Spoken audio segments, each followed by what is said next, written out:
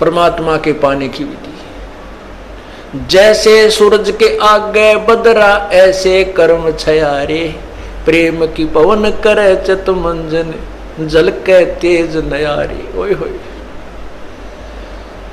अब वही पॉइंट आ जाता है कि सूझे नहीं सजन सुख सागर बिना प्रेम बैरागरे। जब तक हमारा प्यार हमारे हृदय में रोना अपने भगवान के प्रति नहीं जागता, तब तक हमारे बीच में कोई मैल शेष है।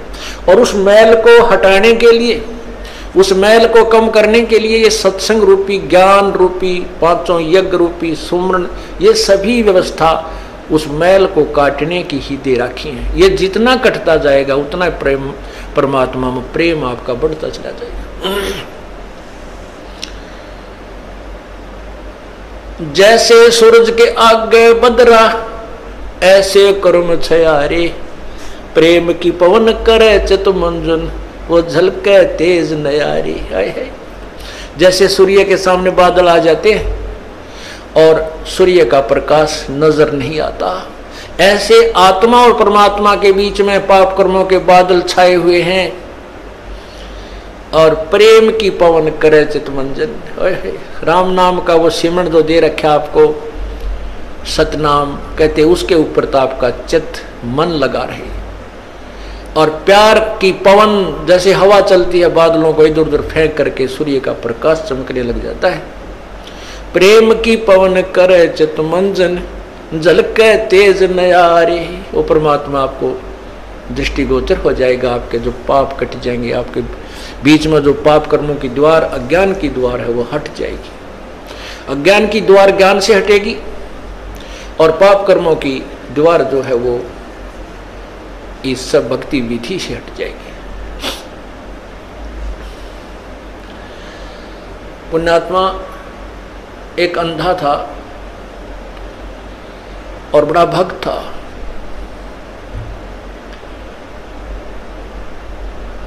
बड़ी साधना करा करता था।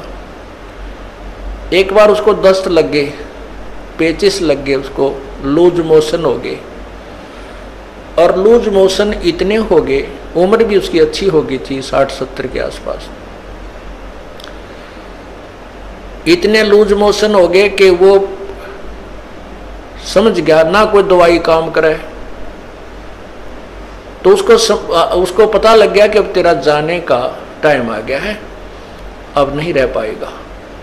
इस दृष्टिकोण से उसने सोचा यहाँ क्यों दुखी करा, कोई एक आधा व्यक्ति टूटा फूटा हुआ है, यो को कपड़े धोने में लग गया है। तो उसने सोचा कि जंगल में जाकर के शरीर को त्याग दूंगा, वहीं मर जाऊंगा, 1-2 दिन में भूखा प्यासा, दस्त लगी रहे हैं, खत्म हो जाऊंगा और वहाँ इस 100 को कोई पशु पक्षी खा पी लेंगे, उसको उनका उद्धार हो जाएगा। इस दृष्टिकोण से वो महात्मा जंगल में बहुत गहरा चला गया, बहुत गहरा, और मेन रास्ते से भी हटकर जानबूझकर ऐसे सर्प तरफ निकल गया, नो लाठी के लालू का कुत्ती जंगल के बीच में, वहां कहीं आसपास कुछ भी कोई,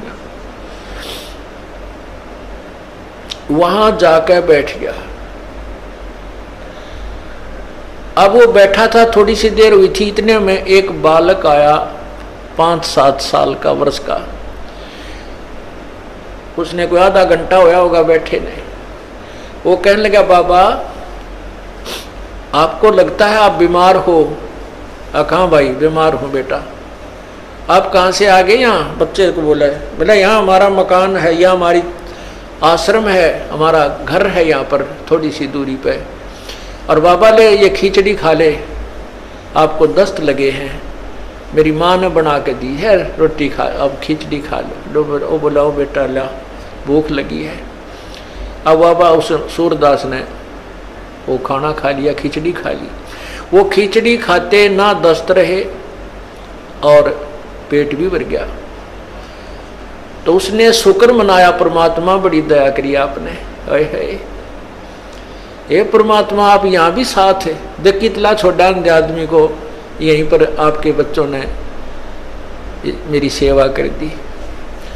ये सोच के अग भाई चल, भगवान की यह रजा है, और जीवन देंगे तो इसका भजन करेंगे, ठाओगे तो चल इसके लोक में जाओगे, हमारे दोनों हाथों में लड्डू हैं।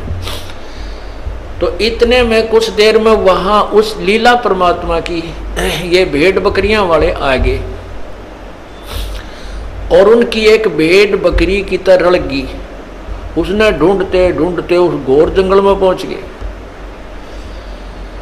वो बाबा जी लौट रहे वहां पर। वो कहने लगे महात्मा तू यहाँ कैसे आ गया? वो बोला भाई आ गया, मैं ऐसे ऐसे बीमार था और यहाँ एक भगवान आत्मा का घर है, उसने बिरानी की ऐसी दया करी, कोई खिचड़ी सी बना कर दी, मैं ठीक हो गया, मेरे दस्त लाग रहे थे। वो गडरिये जो थे वो उसके मुंह का ना देखे महात्मा उस सूरदास के मुंह की तरफ कि क्या कह रहे हो, यहाँ कौन है, किसका घर है। और उसके पास क्या था, वो जो प्लेट लाया था, थाली जिसमें खिचड़ी लाया था डाल के, जब उस महात्मा ने वह खिचड़ी खा ली, वो आवाज लगा रहा था बेटा अपनी यह थाली ले जा, बेटा थाली ले जा। उधर से वो गडरिये आगे जो वो रट लगा रहा था, तो गडरिये बोले बाबा किसको आवाज लगा रहा तू?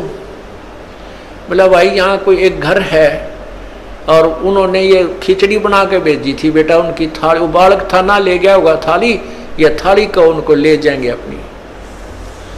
वो कहने लगे बाबा जी तू यहाँ कैसे आ गया ऐसे घोर जंगल में, यहाँ ना कोई घर है, यहाँ से 5-7 कोस तक तक कोई गांव भी कोई ना, तू घर की बात करे, यहाँ कोई घर नहीं है, ये थाली कहाँ से आ गई तेरे पास? ने बोला भाई मन ने बेरा है कितना आएगी, जब बेटा कोई है ही नहीं और कोई घर नहीं तो मौन साध गया। अको हे भगवान, हे परमात्मा आप यहां भी साथ। अब क्या होता है, वो बाबा जी उठकर चल पड़ा। अक भाई चले जहां ले जाएगा वहीं चलते हैं। अब चलते चलते वो जा रहा था कि आगे एकदम गड्ढा था, वो गड्ढा ऐसे स्टाइल में था जय वो स्पीड उसकी इतनी थी बाबा जी की कि वो लाठी थोड़ी टेका था, कदम गणे दर था। इसी उमंग सी हो रही थी, कोई हे भगवान आज मेरा जीवन दान कर दिया भगवान, इस उमंग में चल रहा था। तो ज्यों ही वो गड्ढे में गिरने को हुआ तभी एक व्यक्ति ने उसका हाथ पकड़ के और उल्टा ले लिया।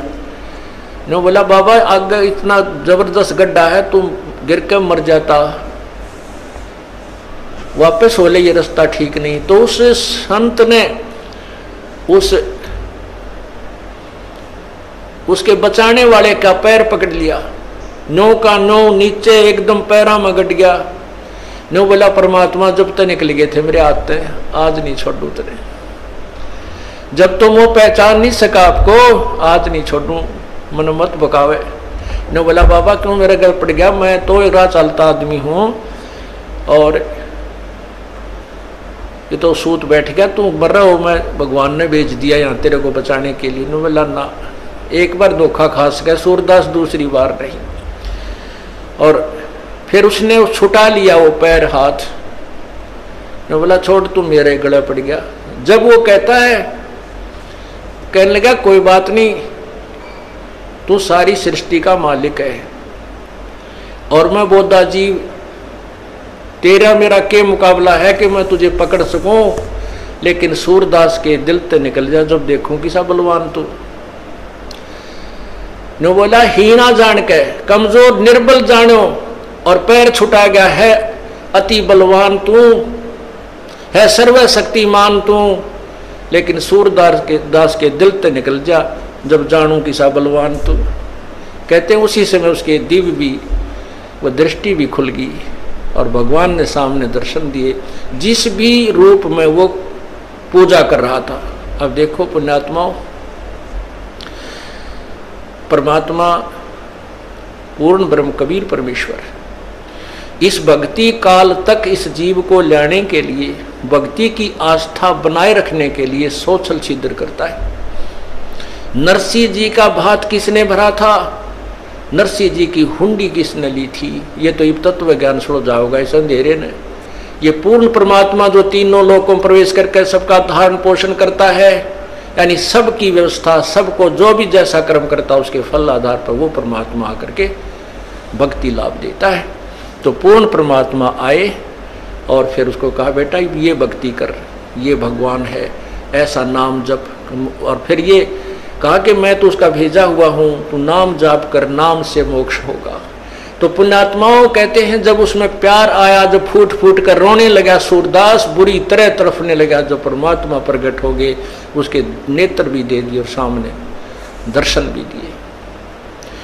जैसे सूरज के आगे बदरा ऐसे करुण छयारे, प्रेम की पवन करे चित मंजन वो झलके तेज नयारे।